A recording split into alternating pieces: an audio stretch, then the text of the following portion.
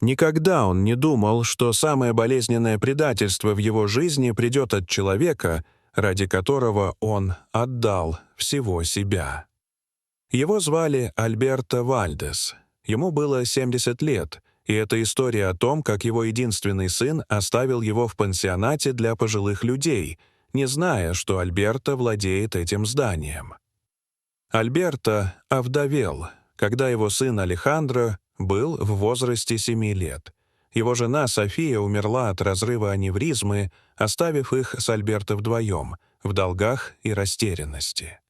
Он помнил тот вечер, как будто это было вчера. Алехандро спал в своей комнате, а он сидел на кухне в полутьме, перебирая счета, которых становилось все больше. Он был водителем междугороднего автобуса, и его зарплата едва хватала на еду и аренду. «Папа, ты плачешь?» — спросил сонный голос из дверного проема. Альберто быстро вытер глаза. «Нет, сынок, просто вспоминаю маму. Иди спать, уже поздно». В ту ночь он поклялся, что сделает все, чтобы у Алехандро было будущее.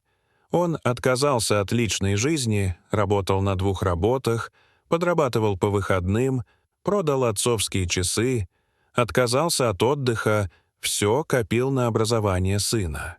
Он даже продал семейный участок земли на окраине Сальты, чтобы отправить Алехандро учиться в Чили, в университет Сантьяго. Алехандро вырос и перед вылетом сказал отцу: «Папа, обещаю, я все тебе верну, когда стану успешным юристом». Годы шли. Алехандро закончил университет и стал известным адвокатом, женился на Карле, банкире из влиятельной семьи. Сначала он звонил каждую неделю, потом раз в месяц. Визиты становились все реже. Альберто жил в маленькой квартире в Мендосе, одной из тех, что смог позволить себе после продажи земли. Он был одинок, но не несчастен. У него были свои привычки, старые друзья, утренние прогулки. Возраст давал о себе знать, суставы болели, зрение садилось, но он держался. Однажды он поскользнулся в ванной. Испугался, ушиб бок, но сам поднялся, выпил обезболивающее и прилег. Позвонил сыну скорее для беседы, чем из нужды. К его удивлению, Алехандро и Карло приехали на следующий день. Он не видел их с Рождества. «Папа, так дальше нельзя», — сказал Алехандро, осматривая ванную. «Ты живешь один, можешь умереть, и никто не узнает об этом неделю». «Не преувеличивай. Я просто оступился. Я не беспомощный старик», — попытался пошутить Альберто. Алехандро говорил ровным, чужим тоном, будто решал дело в суде. «Папа, мы уже все обсудили. Ты переедешь в резиденцию «Серебряный ветер» под Буэнос-Айресом. Это не дом престарелых, а современный центр с полным медицинским уходом. Мы даже сделали резервирование. Всего на 3 месяца, пока твою квартиру отремонтируют и адаптируют». Альберто сопротивлялся. Но давление нарастало. Они приходили снова и снова, уговаривали, приводили врача, который, не потратив и 10 минут, заявил о первых признаках когнитивных нарушений. «Это нормально для вашего возраста, лучше быть под присмотром», — сказал он, сделанной мягкостью. Альберто сдался. Возможно, это была слабость, а возможно, остаток любви к сыну. Надежда, что забота еще осталась. В день переезда он приехал с небольшой сумкой. Алехандро почти не смотрел на помещение. Подписал документы, быстро обнял его и ушел, пообещав приехать на выходных, но этого не произошло и через неделю, ни через месяц. Но спустя время сын все же появился. «Прости, работа сумасшедшая. Как ты?» Он говорил быстро, будто пытался сократить пребывание рядом. «Я хочу домой», — сказал Альберто. Он отвел взгляд. «Твоя квартира все еще в ремонте, и мы пока использовали твою комнату под офис. Ты же знаешь, дистанционная работа, пандемия. Твои вещи в безопасности». Это было ложью. Он узнал от соседа, что его мебель продали, квартиру сдали в аренду на долгий срок. Визиты стали все короче, разговоры напряженнее. В один из них Алехандро принес документы. «Папа, это просто обновление твоих бумаг, ничего важного», — сказал он. Альберто подписал, не читая. Только потом понял, что это была доверенность на распоряжение его имуществом. Он спросил его в тот вечер: «Ты этого хотел? Избавиться от меня и забрать все, что я строил?» Он отвернулся и сказал: «Папа, это для твоего же блага». Тогда Альберто впервые заплакал, как ребенок в одиночной комнате, пахнущей антисептиками. Но Карло и Алехандро не знали одного. Никто не знал. Альберто хранил секрет, который менял все. Он был владельцем большей части акций компании, управляющей этим центром. Группа «Вьентос» и пансионат «Серебряный ветер» принадлежал ему на 60%.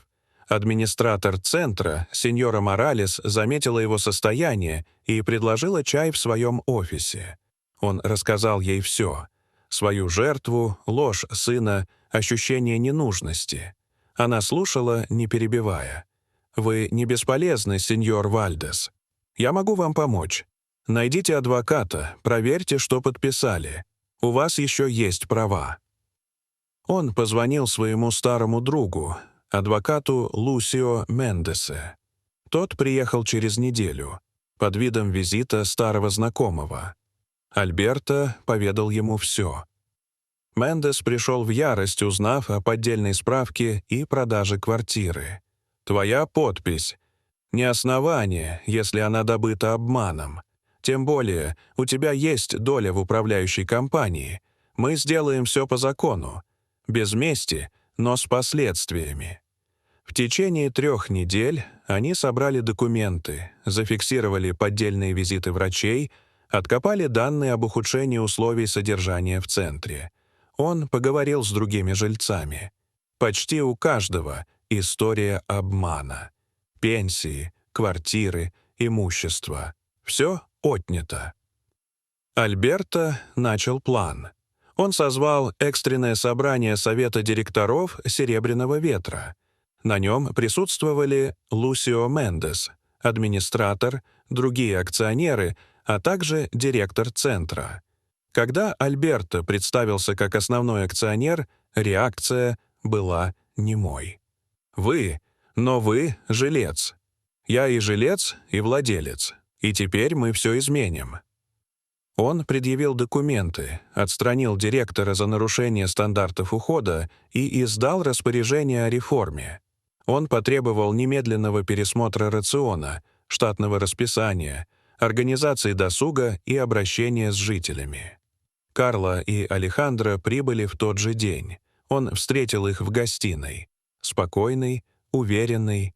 «Сын, теперь я знаю, что ты сделал. И знаю, что ты думал. Я слаб, стар, мне ничего не нужно. Но ты ошибался. Я все помню. Я все чувствую. И я не прощаю ложь». Он предъявил им документы, аннулирующие доверенность, доказательства фальсификации медицинских данных. Он потребовал возврата денег от продажи квартиры, которые потратят на новое жилье. «Ты собираешься подать на нас в суд?» — спросил Алехандро. «Нет, я не хочу разрушить твою жизнь. Я хочу справедливости. И условий. Ты вернешь деньги, а Карло — по 4 часа в неделю бесплатной юридической помощи для обитателей центра. Это не наказание. Это попытка искупить». Они подписали документы. В последующие месяцы центр преобразился. Альберто руководил как владелец, не как постоялец. Жители получили голос, уважение, участие. Алехандро и Карло сначала выполняли требования с холодом, потом — с пониманием. Спустя год Альберто переехал в новую квартиру в Росарио, недалеко от школы своей внучки Элены. Он стал для нее дедушкой, который рассказывает истории, учит делать хлеб по рецепту бабушки и напоминает: уважение к старшим — не пустые слова. Алехандро однажды за чашкой кофе сказал: «Папа, я не просил у тебя прощения. Прости. Я потерял ориентиры. Я был жадным. Я ошибся». Альберто долго смотрел в его глаза. «Я прощаю тебя, сын. Но запомни, старики — не мусор. Мы — память, опыт и часто последний голос правды в этой шумной жизни». Он вернул себе не просто жилье. Он вернул голос и дал его другим. В 76 лет он стал человеком, которым сам мог гордиться. Дорогие зрители, что вы думаете об этой истории? Расскажите, пожалуйста, в комментариях. А если вам понравилось это видео, то ставьте лайк и подписывайтесь на наш канал. До свидания.